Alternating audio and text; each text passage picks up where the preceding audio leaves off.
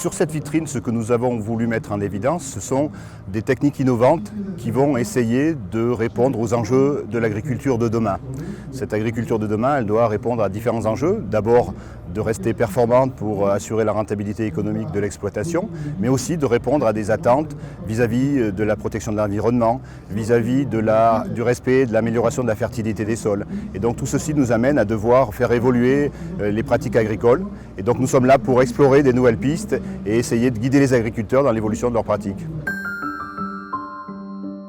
Parmi ces techniques innovantes, il y a la technique du semis sous couvert vivant. Donc le principe, c'est d'installer un couvert végétal qui est là pour protéger les sols, couvrir pendant la période d'interculture, limiter l'enherbement et apporter des effets bénéfiques, entre autres par la fourniture d'azote, et donc d'installer la culture dans le couvert vivant par des techniques d'implantation permettant de le faire, donc des semoirs adaptés. Donc effectivement, le sorgho peut être implanté sous cette forme-là. Donc le principe, c'est de semer un couvert à l'automne. Ce couvert va assurer la protection du sol pendant cette période hivernale. Et au printemps, on va venir semer le sorgho dans le couvert avec un semoir qui va permettre de dégager la ligne de semer et donc d'assurer une bonne qualité d'implantation, limiter l'enherbement et donc fournir également de l'azote à la culture de sorgho. Le relais cropping consiste à semer la culture suivante dans la culture précédente, donc de superposer deux cycles culturaux. Donc, dans le cas qui est présenté sur le dispositif, on va donc semer un blé à large écartement. Donc au lieu de semer à 17,5 d'écartement, on va semer à 50, ce qui laisse un large interrang. Et dans cet interrang large, on va au printemps venir installer la culture de sorgho dans cet interrang, donc à une date de semis normale pour le sorgho, à savoir début mai. Donc les deux cultures vont s'enchaîner, donc ce qui fait qu'une fois que la moisson de la céréale sera réalisée, le sorgho va pouvoir se développer et assurer la fin de son cycle donc, comme une culture principale. Donc l'intérêt, c'est d'arriver à faire deux cultures en une année.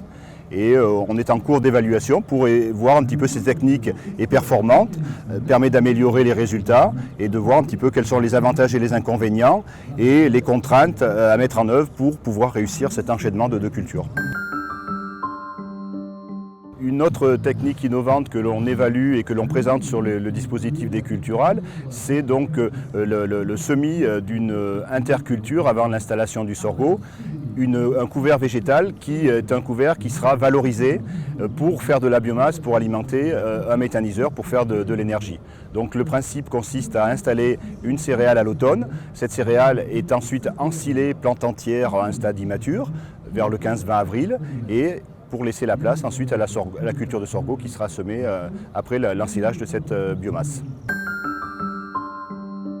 Une autre piste pour essayer d'améliorer les performances des exploitations, c'est d'essayer d'augmenter le nombre de cultures. Donc on travaille des schémas qui essaient de produire 3 cultures en 2 ans, plutôt que de faire une seule culture par an.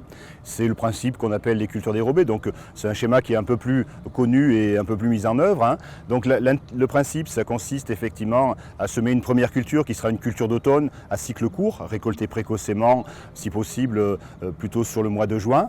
Et dès la récolte de cette culture, d'enchaîner avec une seconde culture. Et là, le sorgho peut se trouver sa place, puisqu'on a des variétés de sorgho à cycle court, des variétés très précoces, qui, semées vers le 15-20 juin, peuvent dérouler leur cycle et être récoltées à l'automne, et permettent donc de produire cette seconde culture.